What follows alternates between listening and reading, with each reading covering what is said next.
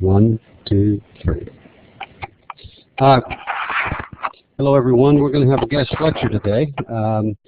Thomas Laughlin is with the largest law firm headquartered in Texas, Vinson and Elkins.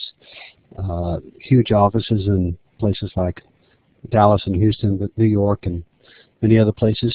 And Thomas works with me on corporate law, which includes business entities. He'll work with us on anything related to our stock or equities or transactions related to our company, mergers and acquisitions. And so we're frankly quite lucky to have Thomas join us today to come talk to us about business entities and all that is implied. So Thomas, I'll turn it over to you, and you can take it from there. I want to, let me go ahead and put your PowerPoint deck up here. I forgot to do that. Hang on just a second. And get your application up here.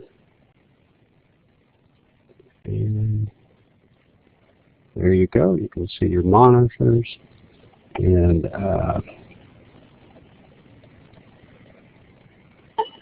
there we go.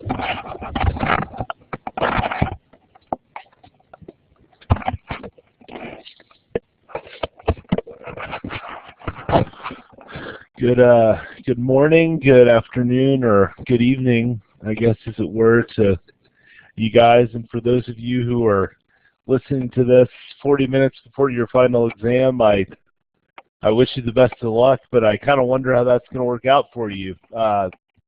Happy to be here with you guys today talking about business entities. This may be one of the drier topics you cover this semester, but it's nevertheless an important one. And for those of you who are hoping to go on and have some sort of career in corporate finance, or really working for any sort of business, this is something you will touch on sooner or later, whether it is on purpose or on accident, or maybe sometimes both. Let me just kind of add that I think you guys are very lucky to have Scott as a professor. I think any time in the academic setting when you can get kind of instruction from somebody who is out there applying what they're teaching you on a day-to-day basis, I think that is always a huge plus. And I mean, Scott has been in the trenches and is in the trenches today, and so hopefully you guys get a lot out of this class. I know he puts a lot into it. So let's talk about business entities a little bit. So next slide. So a business entity is, you hear people call them legal entities as well, is an organization with an existence separate from its owners, stockholders, members, partners, or beneficiaries. Meaning that you have a different, if you form a business entity, and even if you're the only owner, that business entity is going to have a different employer identification number than you, because as the IRS looks at it, and as we'll get to second, as the state looks at it, they're not the same thing. Even if you're the only owner, even if it's a pass-through entity, as we'll talk about, meaning that it doesn't actually pay taxes, income taxes, it is a separate entity. And business entities are typically organized under state law. Delaware is the most popular state, and you've probably seen on TV before, at the bottom of the screen, maybe, this ad is brought to you by Coca-Cola Delaware Corporation or something.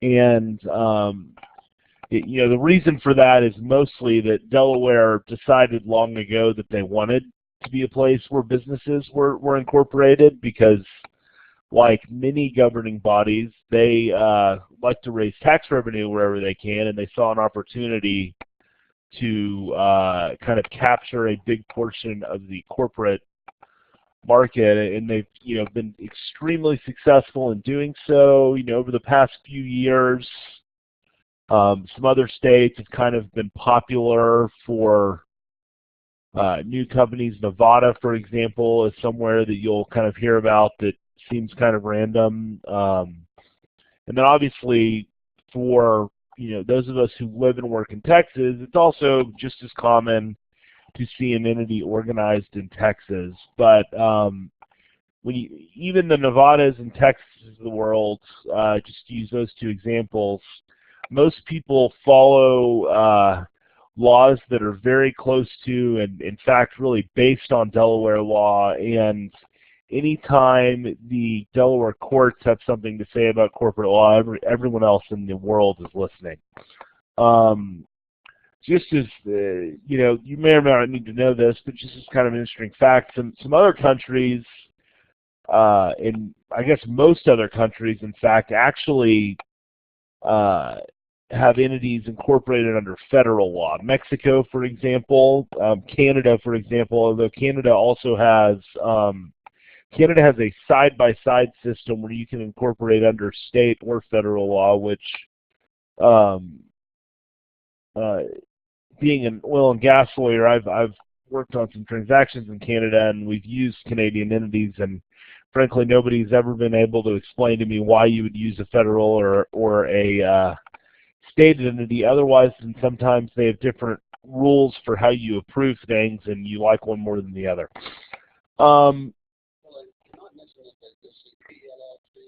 Yeah, and so well, we get to that later. So why do people choose to create business entities? Well, the first reason is what is called the corporate veil. And what the corporate veil means is if you have a business entity, and as we'll get to in a minute, you follow the rules you're supposed to follow, what you do is you separate yourself as an individual person from the liabilities that business entity may incur. And on the other hand, you retain the benefits that entity might incur. So let me give you an example. So say I form Wheeler LLC to go buy a piece of real estate, and I'm just a humble CFO and I'm not a rich man, so I have to go take out a mortgage to buy the property. And because I've set up this entity to go buy the property, I put in some sort of capital into the entity for a down payment, receive equity interest back from that entity, and then the entity goes out and takes out a mortgage on the property, gets a loan from a bank, and then it goes and purchases the property. Well, let's say that there's some sort of catastrophic event, because we all know I'm going to be paying my mortgage every month on time. But let's say there's some catastrophic event that occurs, and my homeowner's insurance isn't very good, and so the house burns down, and I owe $400,000 on my mortgage, but the lot is only worth $300,000. So if I had gone and taken out that mortgage individually, put title in my own name, I would be sitting there owing the bank $100,000. But because I've set up this entity, yes, I've lost my initial investment of the down payment, but the $100,000 that's left on the mortgage after you've sold it for $300,000 and applied that proceeds to the mortgage, the bank's just kind of out of luck because you set up an entity to protect against just that problem. The other reason that people set up business entities, one is because of a desire to formalize an agreement among people as to the ownership or in operation of a business. To put this in the context of current events for y'all, I'm sure a lot of you, notwithstanding the likelihood that you might win, I'm sure a lot of you and your brothers, sisters, co-workers may have gone and bought some Powerball tickets and had some agreements about, who was sharing what with whom when you won. Well, that sort of agreement would be a great reason to create a partnership so that you had a document outlining exactly what happened when somebody hit a winning ticket. The other reason that people form a business entity is they desire to raise money from a third party to implement an idea they have, and a third party doesn't want to just write you a personal check, because once they've written you the personal check, the money is gone. But on the other hand, if somebody writes a check to an entity that you formed and they get equity in that entity, they both can receive the benefit of a return on that investment if your idea is successful, and secondly, and this is more of a secondary point, but secondly, if you are managing that business, say you're a director on the board of directors of a corporation or an officer of a corporation or another entity, you have legal duties to that entity. And so by taking equity in the entity in exchange for giving you a capital contribution, the third party gets the benefits of you owing duties to the entity that's been set up. The drawbacks of creating a business entity, back to the Powerball example, you're typically required to form certain legal formalities. For example, you might have to have a stockholder meeting every year or a director's meeting every year, or file certain annual reports with different states and other governmental bodies to receive the benefit of the corporate veils we talked about a little while ago. The other problem is that business entities do cost money to form, and they require some sort of annual fees to be paid to their state of formation in any state in which they do business. We'll get into this in a minute, but different business entities are taxed different ways. A corporation, certain types of corporations are exempt from this, but most corporations have to themselves pay tax on their income before they turn it around and pay dividends to you. And then many business entities have an annual franchise tax fee due in a state, or certain other types of taxes that they have to pay. And yes, if you didn't form an entity, you might owe some of these taxes anyway, but typically the costs of operating with an entity, just from a purely administrative standpoint, are going to be higher.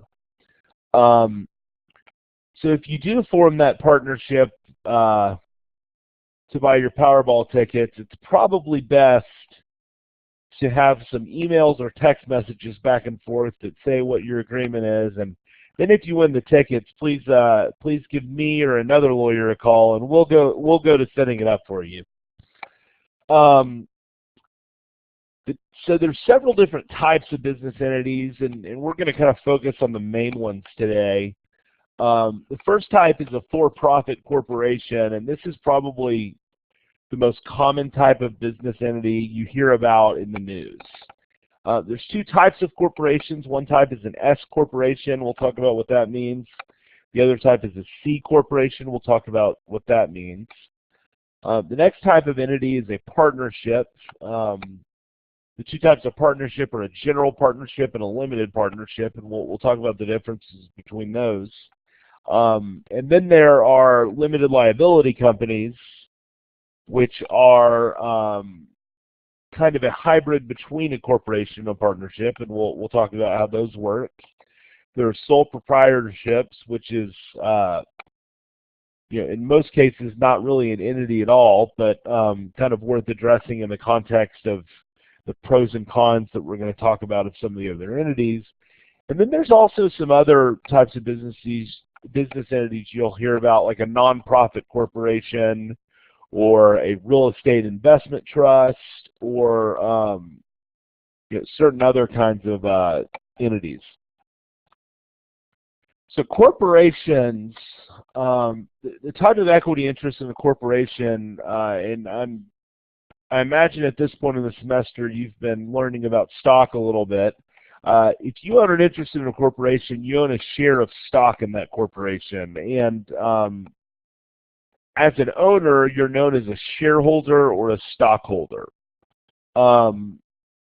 Usually a corporation will issue stock in exchange for the contribution of money, but you can also issue stock in exchange for goods or services. And a company like Dasky might issue its stock to a seller in an acquisition, where a seller owns stock in another company and Dasky wanted to acquire that company. So Dasky would tell the seller, well, hey, we think our company's pretty great too, so would you be interested in selling us your company, and we'll give you an equivalent amount of value of stock of our company.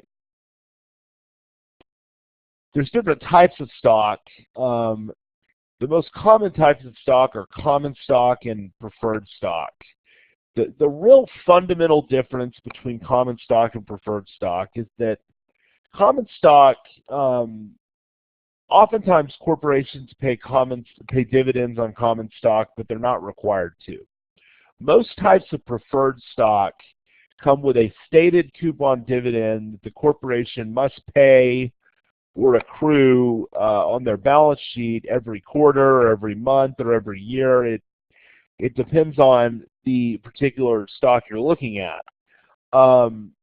There's also typically what I would call heightened governance and approval rights that come with buying preferred stock. A preferred stockholder might be able to prevent the company from issuing any stock that had a higher dividend than that preferred stock, or entitled to vote the holders of that preferred stock to approve certain things.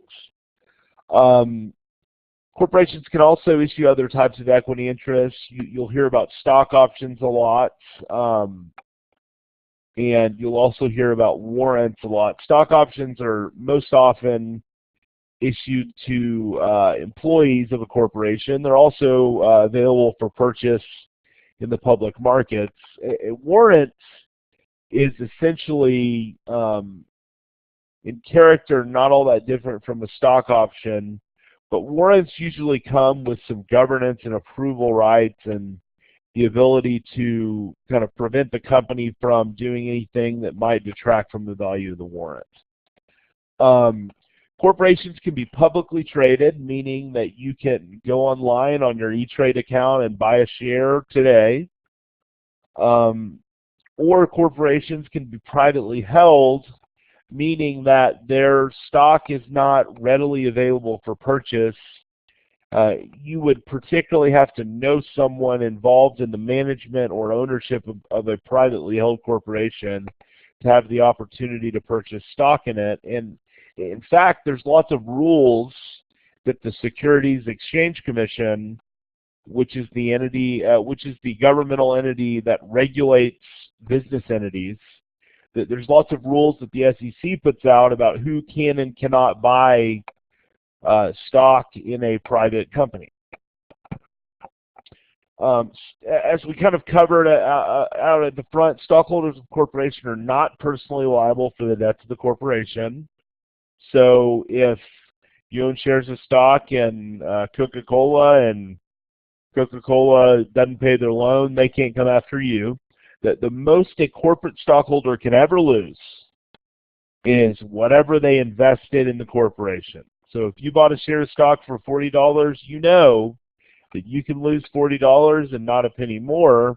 But on the other hand, there is no cap on how much you can gain.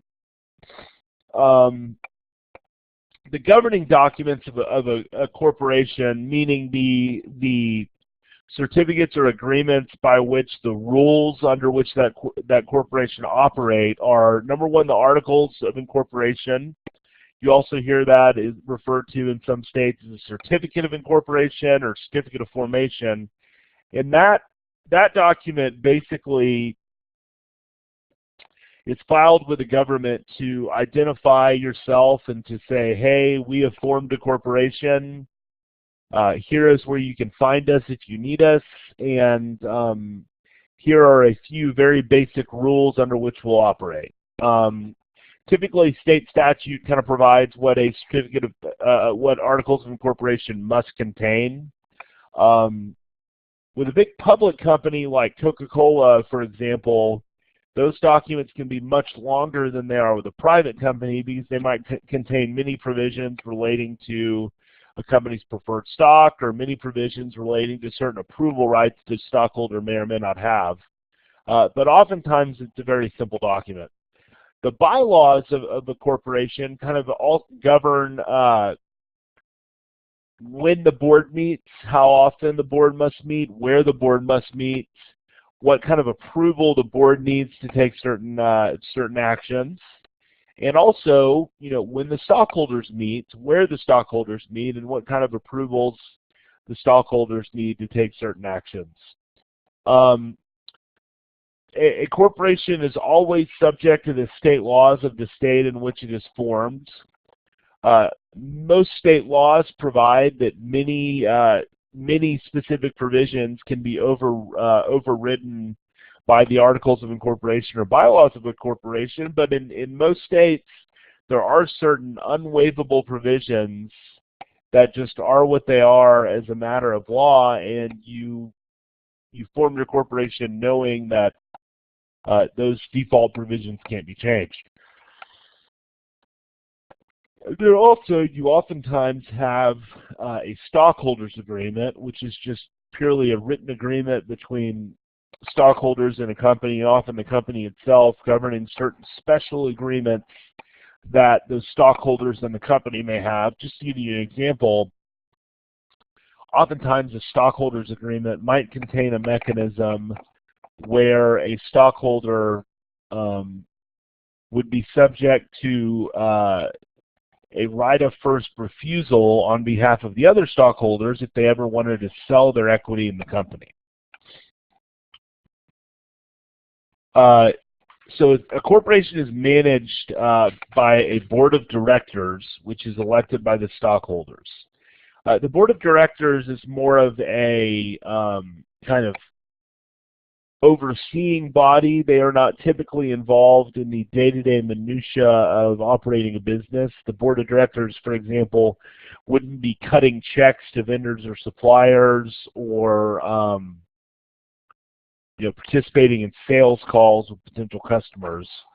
The board of directors elects the officers of the corporation, and they are the folks who are tasked with managing the day-to-day operations of the corporation, for example, cutting checks or trying to pitch customers. The articles of incorporation and bylaws of the corporation, along with state laws we talked about, divide the power to manage corporation between the board and between its stockholders.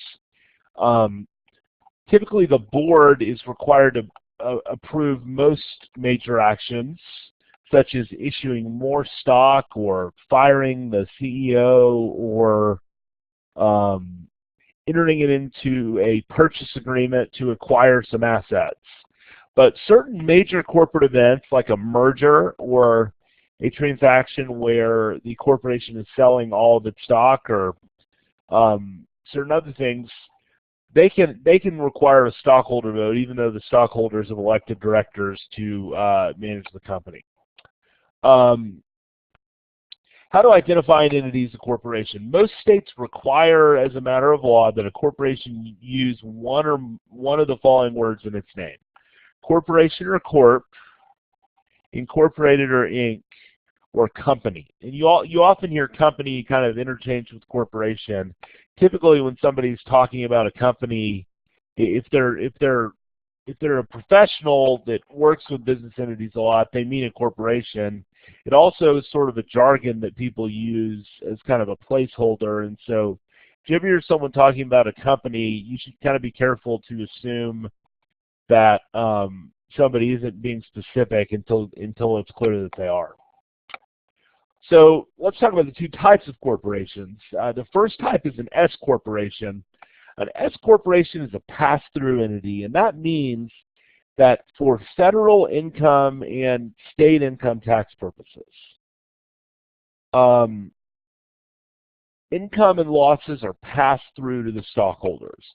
which means rather than the corporation paying tax on income net of losses, the income and losses of a corporation in which you own stock show up on your personal tax return based on your ownership of the corporation. So if you own 100% of a corporation, and it's an S corporation, then every piece of income and every amount of loss is going to show up directly on your personal tax return. S corporations do have to pay other taxes, such as franchise taxes, if they're incorporated in Texas, for example, and if they sell goods and services, they have to pay sales taxes, but they do not have to pay income taxes.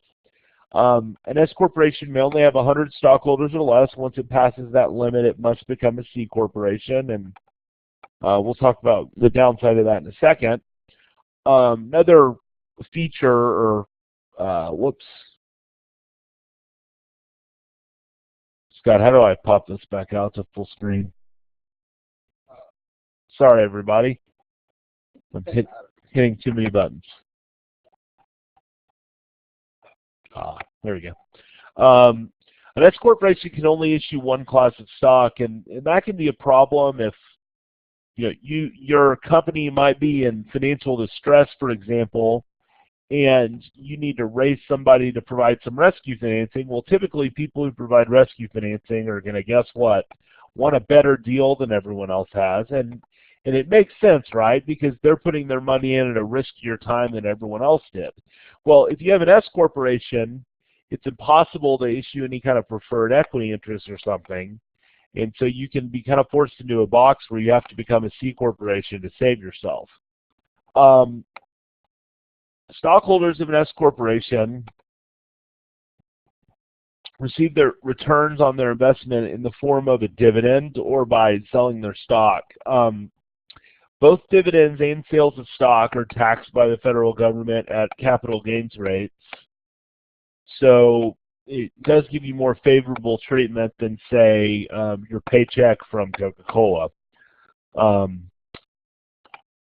Depending on what happens in November, you might stay tuned on that one, though.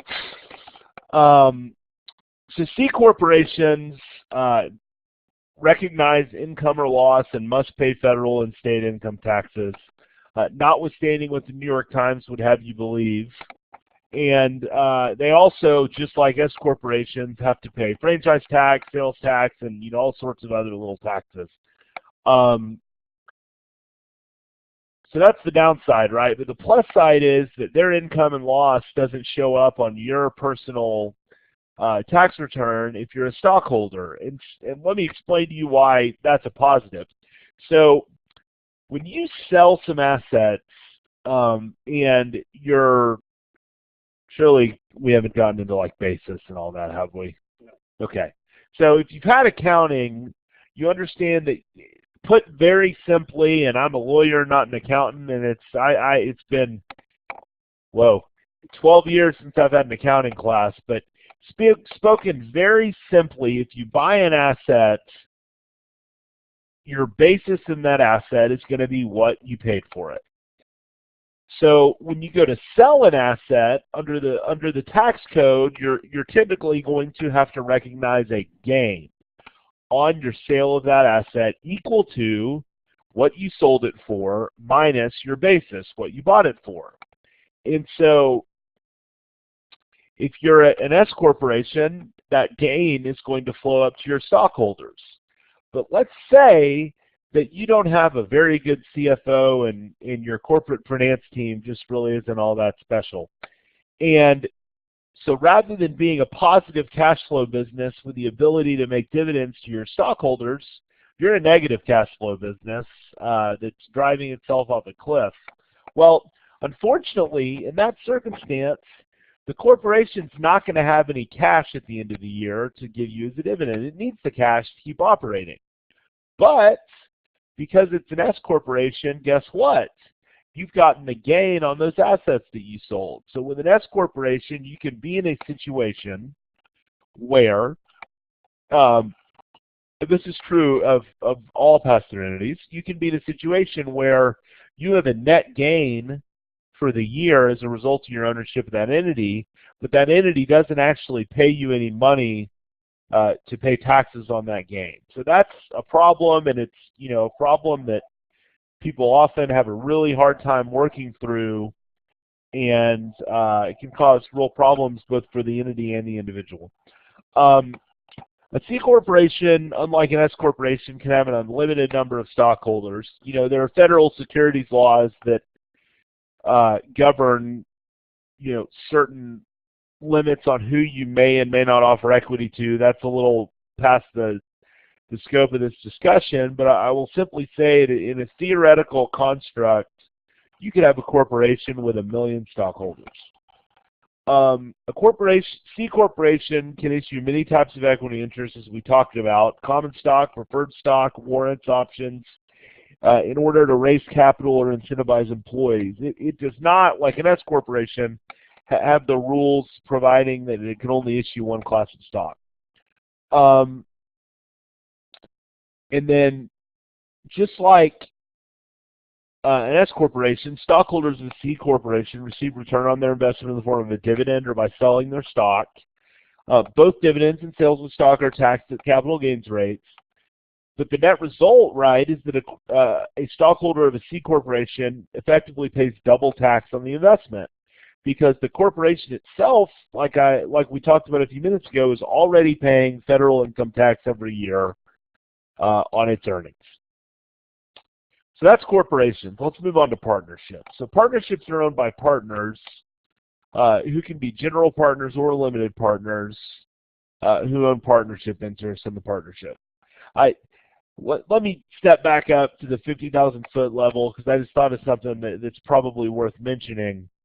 You may be curious as to who can form a corporation or a partnership or a limited liability company, and who can own equity in them.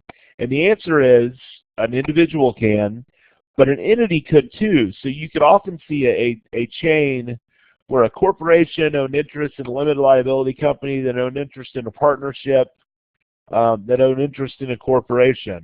There are so many different complex tax rules and considerations that people keep in mind when putting these things together, but it's probably just important to know that not only natural persons can own equity in business entities, but business entities themselves can own equity in business entities. And you'll hear the term subsidiary thrown around, and a subsidiary just means an entity owned by another entity. So partnerships, like we said, are owned by partners who can be general partners or limited partners who own partnerships interest in the partnership. As a matter of law, a partnership must have 2 or more partners. Otherwise, it's a partnership. If you just think about, the plain English meaning of the word partnership as you've probably understood it since you've learned it in, elementary or middle school, it kind of is self-evident, right, that one person can't be a partnership. Usually a partnership issues partnership interest in exchange for the contribution of money, but just like a corporation, they can also issue interest in exchange for goods and services, for example, in an acquisition. Just like an S corporation, a partnership is a pass-through entity, meaning that it does not pay federal or state income tax, but it does pay some other taxes. One thing I'll kind of note and just file this in a drawer and don't remember it, but just kind of a second level fact, partnerships, and we'll talk about limited liabilities companies in a minute too, they are also a pass-through entity. They can actually elect for federal income tax reasons to be treated as a corporation under the federal income tax code. And I will simply state for you the reason that somebody might want to do that is as follows. They might want to take advantage of certain tax rules that require you to use a corporation to do something. However, they might want to take advantage of the governance scheme of a partnership or limited liability company. Partnerships can also issue different classes or series of partnership interests to different partners, which have different rights to receive distributions from the partnership and different decision-making rights.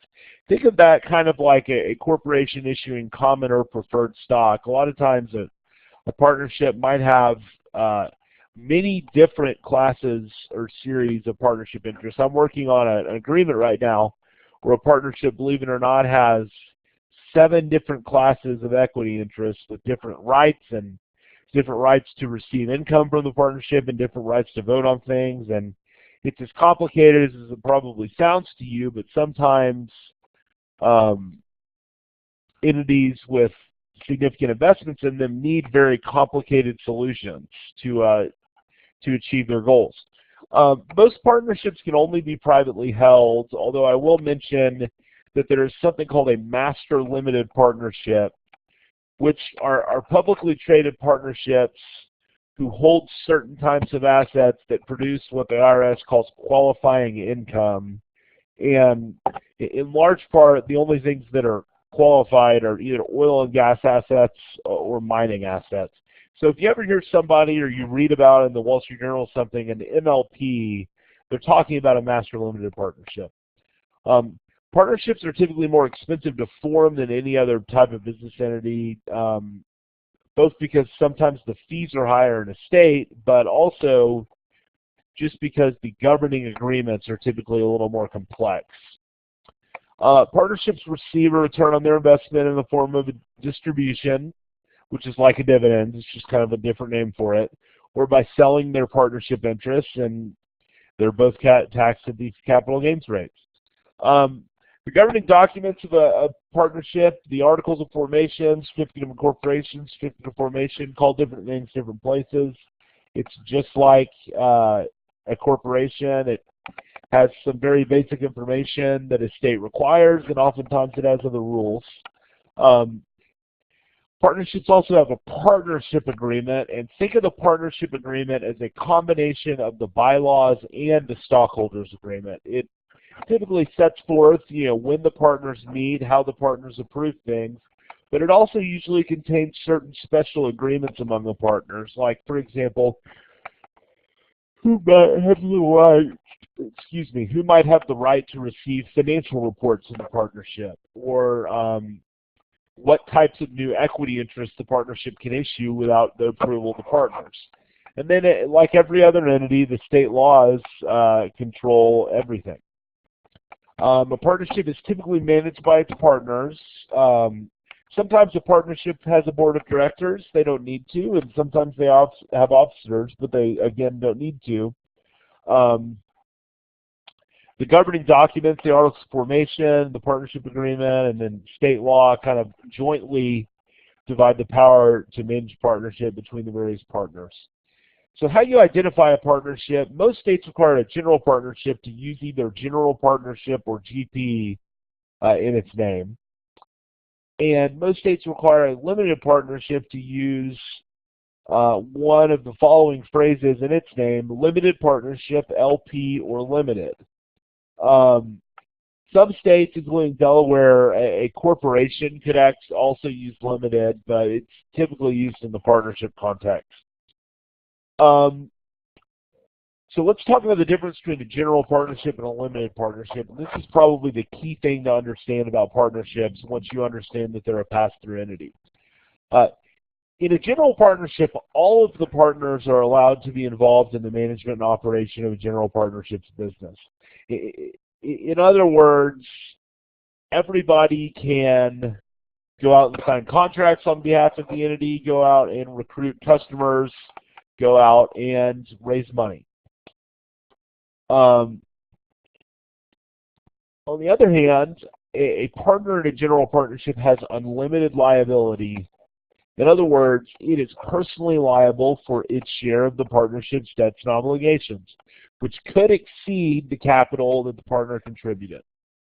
And in some states, partners in general partnerships are actually jointly and severally liable. That's a kind of legal term for the partnership debts, meaning that each general partner is personally liable for all of the debts and obligations of the partnership, even past their pro rata share. So if the partnership is $100 in liabilities and I only own 1%, I'm personally liable for all $100 in liabilities. And it's important to remember, let's go backwards a second. In a corporation, you're not personally liable past the amount you invested. So you can lose the $40 you purchased the stock of Coca-Cola for, but you cannot lose more. In a partnership, if you contribute $40, you can lose $40 million. Would be pretty unlikely, but sometimes unlikely scenarios are the best illustration. So a limited partnership has at least one general partner and at least one limited partner. The general partners, just like in a general partnership, can manage the business, they can cut checks, they can go recruit customers. The limited partners are merely economic owners who may not direct the affairs of the partnership. Now, in practice, that doesn't mean they can't be an employee of the partnership or they can't be an officer of the partnership or something, but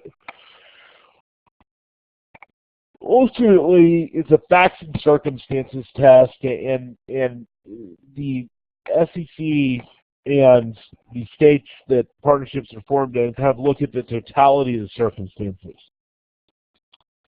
Limited partners have limited liability, meaning that they cannot lose more than their investment in the partnership. So limited partnerships in this regard, with respect to limited partners only, are like a corporation. You buy in for $40, you can't lose more.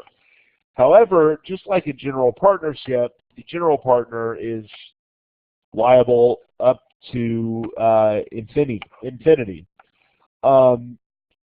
Note that if a limited partner is found to have participated in the management of a business, they actually lose their limited liability, and under the law, they become deemed to be a general partner. Nobody wants that because that's bad.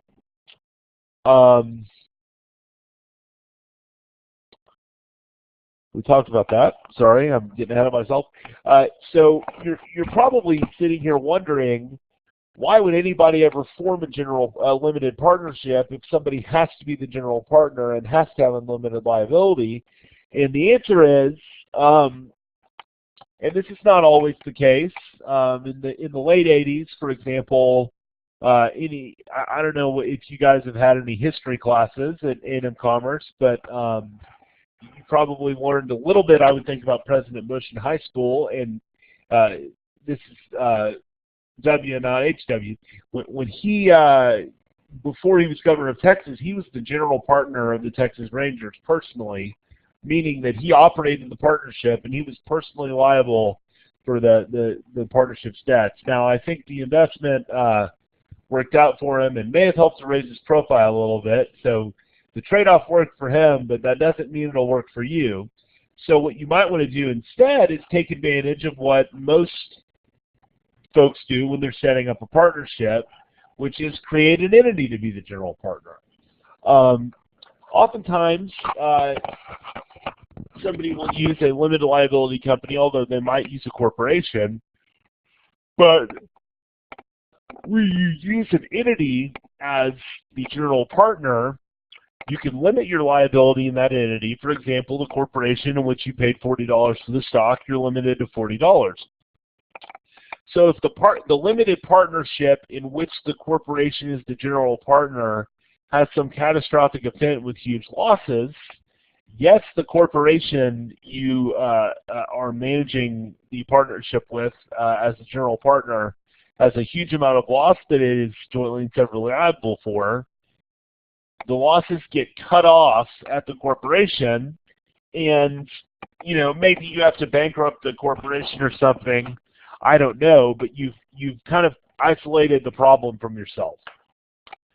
So limited liability companies, a lot of people think these is a hybrid between a corporation and a partnership and kind of the best of both worlds. Limited liability companies are owned by members who own membership interests in the limited liability company, and a limited liability company can have one or more members. So unlike a partnership, it doesn't have to have multiple folks involved. Like a corporation, it can just have one equity owner. Usually, just like a corporate partnership, LLCs issue money, membership interest in exchange for the contribution of money, but can also issue for goods, services, and acquisition, or other strategic reasons. Just like an S corporation and a partnership, LLCs are pass-through entities. So they don't pay state or federal income tax, and they do pay other taxes. But as I talked about before, they can elect to be a taxed as a corporation if they have a reason they want that. LLCs are just like partnerships in that they can issue different classes or series of membership interests to different members, which have different rights to, make decisions and receive distributions. LLCs are very popular for private equity funds. They're probably the, far and away the most typical structure private equity funds use. Probably for everybody at this point. I mean, I think Scott's right. And part of the reason from a private equity fund, and this is probably outside the scope of your class, but just kind of interesting, LLCs can issue what's called a profit interest to an employee, and profit interests are kind of like stock options. They have no value when they're issued, but they get to share in the profit of an LLC. So if you put in $100 and you issue some profit interest, and 10 years later the company's still worth the flat, $100, the profit interest don't get anything. But if the value goes up by any amount, typically the profit interest would share in that. LLCs can only be privately held. They can't be publicly traded.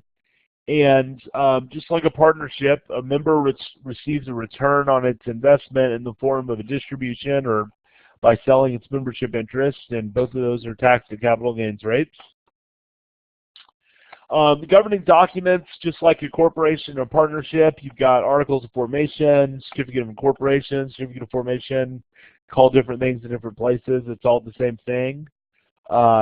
Then you have an LLC agreement or a company agreement, or sometimes people call it an operating agreement, and that's basically like the partnership agreement of a partnership. So management of an LLC. An LLC can be what is called member managed, meaning the members directly manage the business, or it can be manager managed, meaning the members elect managers to manage the business of an LLC. Think about managers of an LLC like directors of a corporation. Although, unlike a corporation, a director has to be a real person, a manager could be another business entity. LLCs may but are not required to elect officers, and just like a corporation or a partnership, the articles of formation and the LLC agreement, together with state law, divide the power to manage an LLC between the various members and managers. The way you identify an LLC, fairly simple. They're required to, in most states to either have limited liability company or LLC in their name. So let's talk about why an LLC is the best of both worlds. So remember, in a corporation, there's no limit on who can be involved in operating the business. In a general partnership, there's no limit, and in a limited partnership, there is a limit. In an LLC, there's no limit on who can be involved in managing the business. All members can be involved in managing the business. However, just like a corporation, members have limited liability, meaning they cannot lose more than their investment. So you both get to be involved in the management of the business, like a corporation or a general partnership, and you have limited liability like a corporation or limited partnership, meaning you cannot lose more than your investment. But here's the kicker, and this is why people like LLCs, they're also a pass-through entity. So you can be involved in managing it, you have limited liability, and you don't pay tax. The LLC itself doesn't pay tax. So that's why people like LLCs, in a nutshell, is it's got all three of those features. The other thing about LLCs, they do not have a perpetual life like most business entities. They must be dissolved after a length of time prescribed by the state they're formed in, although you can always file what's called a certificate of continuation, which basically says, hey, we're not done with our business, call us in 10 years. So sole proprietorships, what type of equity interest is there in sole proprietorship? Well, the answer is none. None at all. It's not a legal entity, it's just you. So a sole proprietorship, the sole proprietor is personally liable for all debts and obligations. So if you decide to open up a t-shirt business out of your garage and you don't form an entity, whatever money you borrow to buy t-shirts, you're obligated for. And whatever income you make from selling t-shirts is income to you as an individual. Now, and I'm not going to get into federal income tax law because I'm not a tax lawyer and I don't play one on TV, but I'm dangerous enough to tell you that usually you can deduct business expenses from the income that you make, but there are rules and limits that make it a very inefficient way to operate. And remember, you're personally liable with unlimited liability if you're a sole proprietor. The other problem with sole proprietorships is it's really hard to raise money. The only way you can really do it is by Kickstarter or crowd tilt or something like that. And for a lot of sole proprietors, that's not a problem because they're not trying to do anything that is capital intensive in any way. But if you're developing a prototype of some sort of electronic device or something, you're going to need capital eventually. And the only way you're going to be able to do it is by forming a business entity. The plus side on the kind of formation administrative issue is that if you don't have an entity, you don't have to pay annual fees, and you don't really have to pay state filing fees typically. Some local jurisdictions like cities, City of Dallas, County of Dallas, states might require a sole proprietorship to register as a sole proprietorship in order to do business, but